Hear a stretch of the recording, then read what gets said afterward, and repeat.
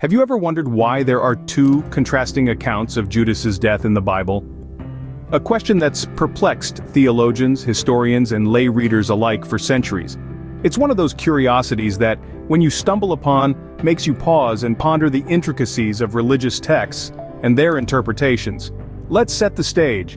We're all familiar with the figure of Judas Iscariot, one of the 12 original disciples of Jesus, renowned in infamy for his betrayal of his master to the Roman authorities. But the circumstances of his death, as recorded in the Bible, present us with a conundrum that's as intriguing as it is puzzling. In the New Testament, we find two distinct accounts of his demise. The first comes from the Gospel of Matthew, one of the four canonical Gospels which narrates the life, death, and resurrection of Jesus. According to Matthew, filled with remorse after betraying Jesus, Judas returns the 30 pieces of silver he received as the price of his treachery. Unable to bear the guilt, he ultimately takes his own life by hanging. On the other hand, we have a contrasting account from the Acts of the Apostles, which follows the ascension of Jesus, and chronicles the early Christian church's growth. In this book, it's stated that Judas used the 30 pieces of silver to buy a plot of land. While on this property he falls headlong, his body rupturing open, resulting in a gruesome end. Two books, two accounts, one man's death. One tells us he hanged himself, racked with guilt. The other says he fell on his own land, meeting a violent death. How can both be true? Or is one of them a misinterpretation or perhaps even a mistranslation? Or could they be two different perspectives of the same event? So why the difference? Stay tuned as we dive into this mystery. We're about to embark on a journey through ancient texts, historical contexts, and linguistic nuances to unravel this biblical conundrum. It's time to don our detective hats and delve into the enigmatic tale of Judas Iscariot's final days.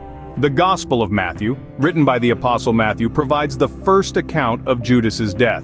This Gospel, part of the New Testament canon, is believed to have been written between 60 and 80 years after the death of Christ.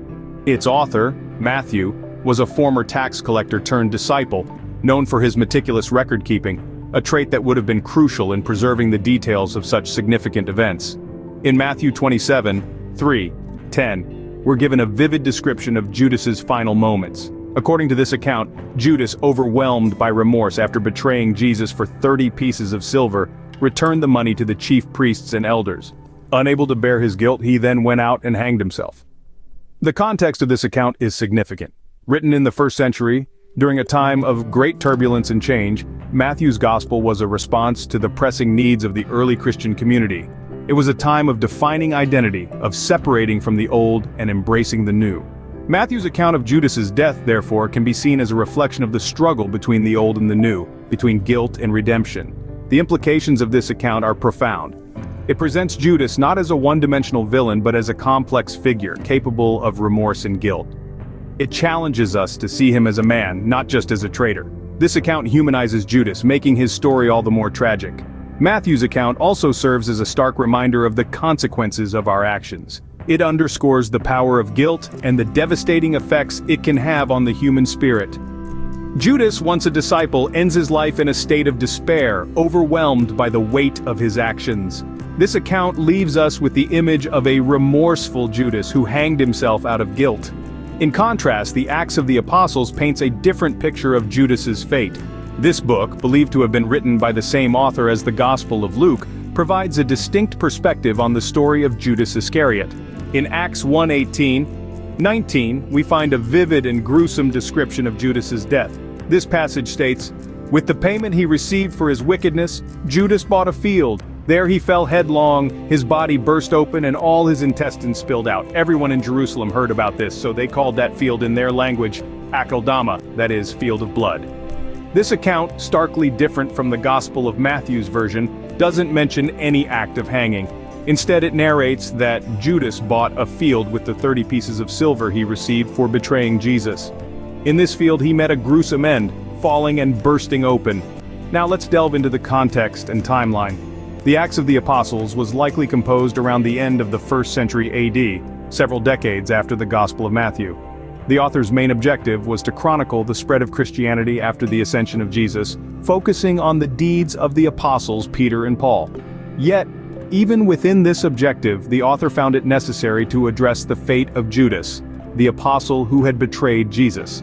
This could be a reflection of the importance the early Christian community placed on the narrative of Judas, as well as their need to reconcile his actions with their understanding of justice and divine retribution. In the Acts of the Apostles, Judas's death is a public spectacle, a grim reminder of the consequences of betrayal. It's a narrative filled with symbolism, with the field of blood serving as a haunting testament to Judas's actions.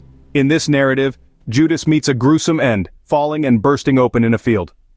This stark portrayal of Judas's fate stands in stark contrast to the Gospel of Matthew's account, inviting us to delve deeper into these complex historical, religious texts.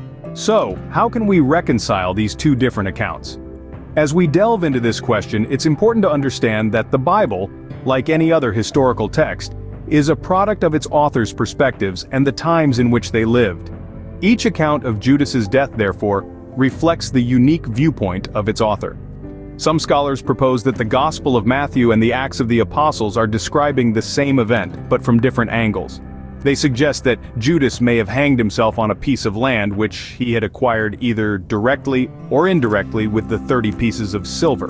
Then over time the rope or branch might have broken, causing his body to fall and burst open. This theory attempts to harmonize the two accounts by suggesting that they are complementary, rather than contradictory. Another theory posits that the differences in the accounts could be semantic. The Greek word for hanging can also mean being choked, and the word for falling headlong can also mean swelling up. So it's possible that the descriptions in Matthew and Acts are metaphorical rather than literal, indicating the disgrace and ignominy of Judas's death rather than the specific method. Yet another interpretation is that the authors had different theological motivations. Matthew might have emphasized Judas's remorse and suicide to convey the severe consequences of his betrayal, while Luke, the presumed author of Acts, might have depicted a more gruesome, accidental death to emphasize God's wrath. As we consider these theories, we must remember that the Bible is not just a historical document, but also a spiritual one. Its authors didn't merely record events, they interpreted them in light of their faith. The discrepancies in the accounts may therefore tell us more about the authors and their communities than about Judas himself. As we can see, these contrasting accounts add a layer of complexity to Judas's character and his fate. These differing accounts of Judas's death highlight the complexity of interpreting historical religious texts. Stepping into the shoes of historians or theologians, one might soon realize the challenges they face when interpreting ancient texts. Imagine piecing together a 1,000-piece puzzle, but the picture is constantly shifting, influenced by the time, place, culture, and even the personal beliefs of the authors. That's the task at hand when interpreting religious texts like the Bible. Consider the role of context. Historical, cultural, and linguistic contexts all play a huge part in understanding these texts. Take the two accounts of Judas's death. The writers of the Gospel of Matthew and the Acts of the Apostles lived in different times and places, each with their unique context.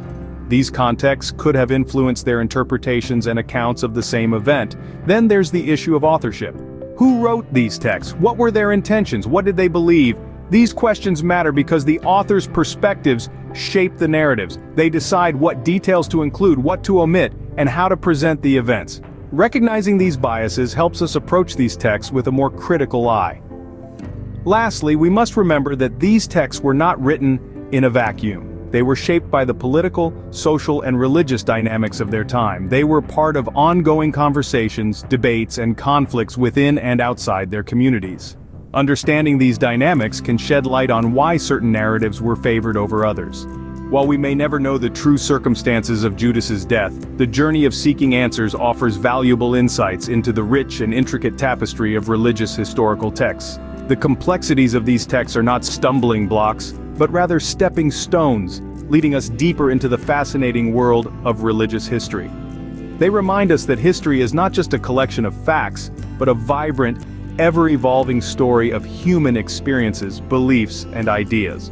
While we may never know the true circumstances of Judas's death, the journey of seeking answers offers valuable insights into the rich and intricate tapestry of religious historical texts.